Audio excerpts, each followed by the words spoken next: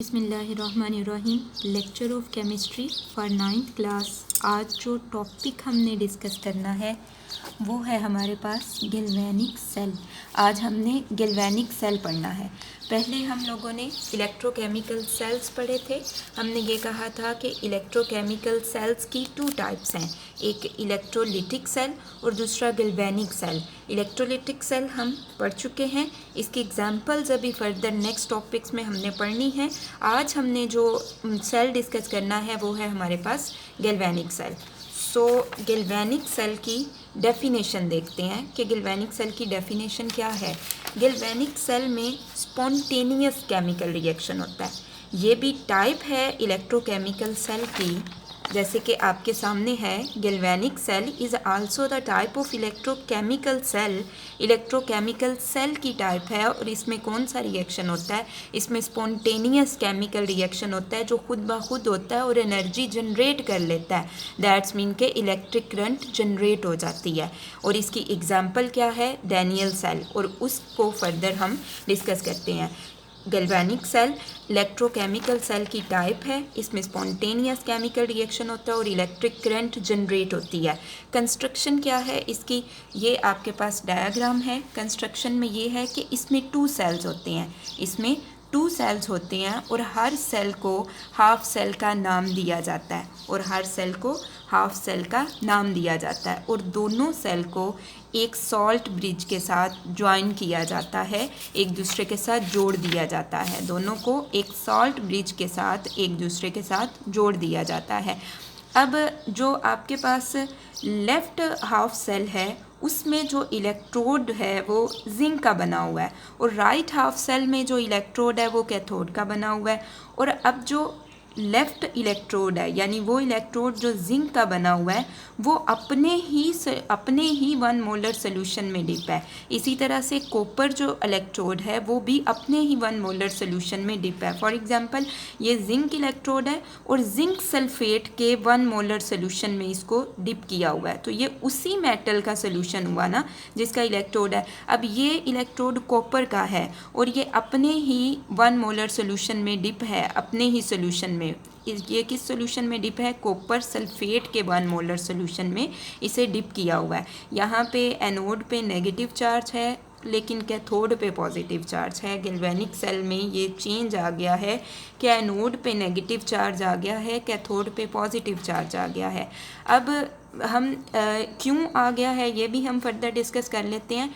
पहले हम salt bridge को देख लेते हैं। सॉल्ट ब्रिज एक यू शेप्ड ट्यूब है और इसमें स्ट्रॉन्ग इलेक्ट्रोलाइट का सैचुरेटेड सोल्यूशन होता है। इसको यहाँ पे क्यों लगाया जाता है, इस वजह से कि ये दोनों सोल्यूशंस को न्यूट्रल रखने के लिए, आयंस की माइग्रेशन के लिए, यहाँ से आयंस की माइग्रेशन इस साइड पे और इस साइड से आयंस की माइग्रेशन को इस साइड पे करने के लिए यहाँ पे यू शेप्ड ट्यूब यानी सॉल्ट ब्रिज लगाया जाता है। अब सॉल्ट ब्रिज के एंड को ना ग्लास वूल से सील किया गया है। ग्लास वूल का मतलब कॉटन से सील किया गया है और वो पोरस है, उसके अंदर छोटे छोटे से सुराख हैं, इसीलिए तो वो अलाउ करते हैं कि यहाँ से आयंस की माइग्रेशन हो सके।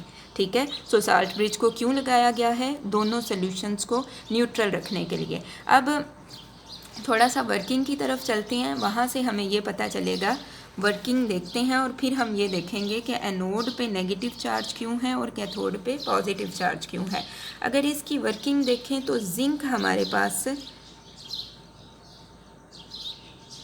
इस तरह से है, जिंक का एटम है।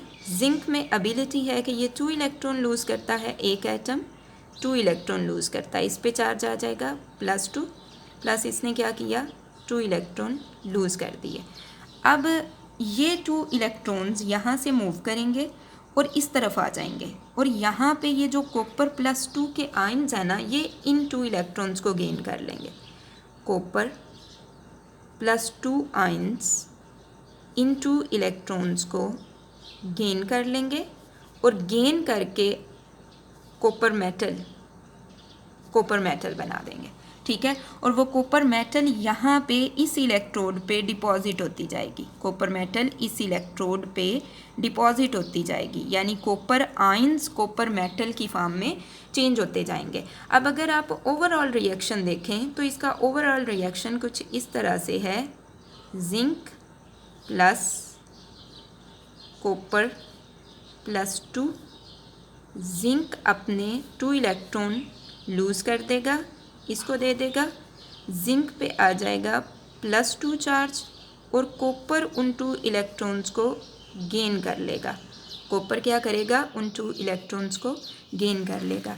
अब इस इलेक्ट्रोड पे नेगेटिव चार्ज क्यों आया है और इस पे पॉजिटिव चार्ज क्यों आया है, इसकी रीज़न क्या है?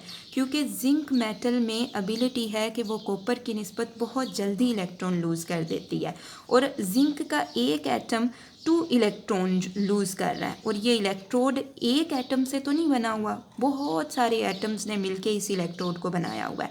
अब क्या होता है, जब जिंक के एटम्स इलेक्ट्रॉन लूज़ करते जाते हैं तो इस इलेक्ट्रोड पे बहुत सारे इलेक्ट्रॉन्स इकट्ठे हो जाते हैं और इलेक्ट्रॉन्स की एफिशिएंसी की वजह से या इलेक्ट्रॉन के एफिशिएंट हो जाने की वजह से एनोड पे नेगेटिव चार्ज आ जाता है। एनोड पे नेगेटिव चार्ज आ जाता है। अब क्या होता है, चूँकि ये इलेक्ट्रॉन इस तरफ मूव करते हैं और कॉपर +2 आयंस इन इलेक्ट्रॉन्स को एब्जॉर्ब करते जाते हैं और कॉपर की फॉर्म में कन्वर्ट होते जाते हैं, जिसकी वजह से इस इलेक्ट्रोड पे इलेक्ट्रॉन्स की कमी हो जाती है और इलेक्ट्रॉन्स की कमी हो जाने की वजह से यहाँ कैथोड पे पॉजिटिव चार्ज और एनोड पे नेगेटिव चार्ज आ जाता है। अब यहाँ से आपको जो क्वेश्चन आएगा वो है आपके पास, define galvanic cell, write construction and working of Daniell cell. Define galvanic cell, write construction and working of Daniell cell. तो इसका आंसर आपके पास ये है।